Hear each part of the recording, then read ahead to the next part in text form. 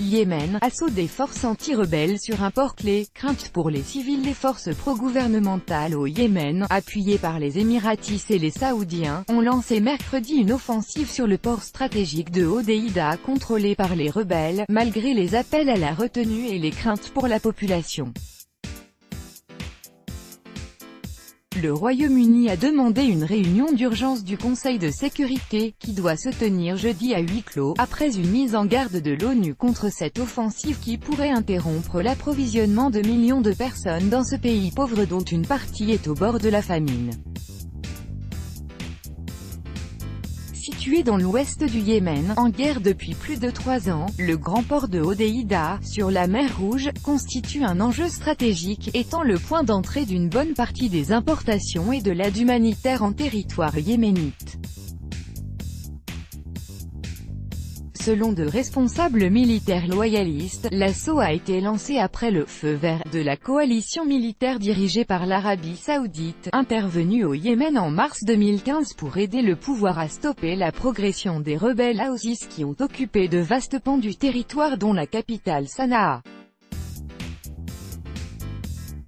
Les troupes ont atteint les abords de l'aéroport situé à quelques kilomètres au sud de Hodeïda, d'après ses responsables présents à Al-Dja, à 30 km au sud-est de la ville. Une série de raids aériens ont été menés contre des positions rebelles en préparation de l'assaut. Dans la cité même où vivent quelques 600 000 habitants, des résidents inquiets ont rapporté que les Houthis avaient renforcé leur défense, creusant des tranchées et déployant des snipers sur les toits. Contacté par téléphone par l'AFP, l'un des habitants se présentant sous le nom de Bassam Hassan a dit craindre une longue confrontation, qui affecterait les civils. Offensive sur Hodeïda. Copyright AFP, source en AFP. Selon des sources médicales, 22 rebelles et 3 soldats ont péri ces dernières 24 heures, alors que des combats ont lieu depuis plusieurs jours autour de Hodeïda en direction de laquelle des renforts pro-gouvernementaux ont été en outre acheminés. L'armée des Émirats arabes unis, l'un des piliers de la coalition militaire, a fait état de la mort de 4 de ses soldats au Yémen sans préciser la date, le lieu ou les circonstances de leur décès. Libération vitale. Les forces pro-gouvernementales au Yémen arrivent dans le secteur d'Al-Duraimi, au sud de l'aéroport de Hodeïda, le 13 juin 2018. Copyright AFP. Nabil Hassan. Dans l'assaut contre Hodeïda, les forces émiraties apportent un soutien essentiel au sol aux troupes pro-gouvernementales qui rassemble des forces hétéroclites.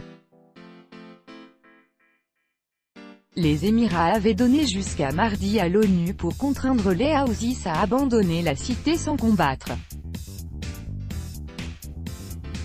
Les Houthis ne peuvent plus tenir Hodeïda en otage pour financer leur guerre et détourner l'aide internationale, avait affirmé Anwar Gargash, le ministre d'État émirati aux Affaires étrangères.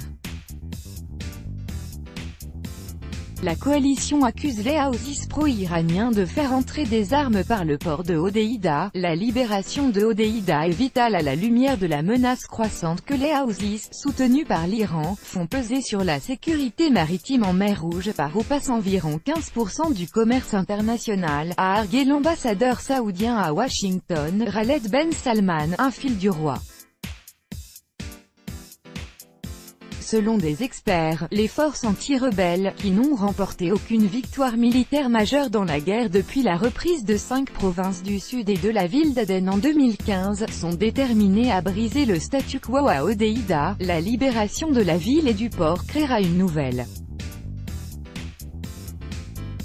réalité et amènera les Houthis aux négociations, a dit Anwar Gargash, alors que plusieurs sessions de négociations entre les protagonistes n'ont jamais réellement avancé. Crainte pour les enfants. La guerre au Yémen a fait près de 10 000 morts et provoqué la pire crise humanitaire du monde, selon l'ONU.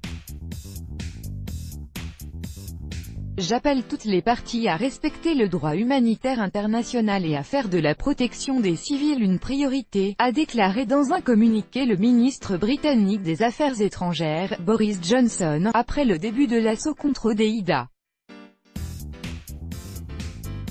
L'émissaire de l'ONU pour le Yémen, Martin Griffiths, a lui appelé à la retenue en soulignant être en contact avec toutes les parties concernées pour négocier des arrangements. Il a reçu le soutien vigoureux du secrétaire américain à la défense, Jim Mattis, pour qu'il amène à la table négociation toutes les parties du conflit. Selon le porte-parole du Pentagone, Adrian Rankin-Galloway, nous maintenons que le port de Hodeïda est crucial pour la fourniture de l'aide humanitaire aux Yéménites, a-t-il ajouté. Lundi, l'ONU a retiré son personnel international de Hodeïda. Et mercredi, une quinzaine d'ONG internationales ont estimé que l'assaut aurait probablement des conséquences catastrophiques sur la population civile, dans une lettre au président français Emmanuel Macron.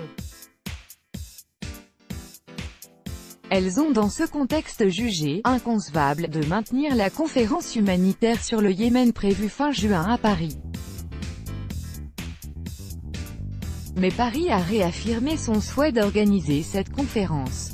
Tout droit de reproduction et de représentation réservé. Copyright 2018, Agence France Presse.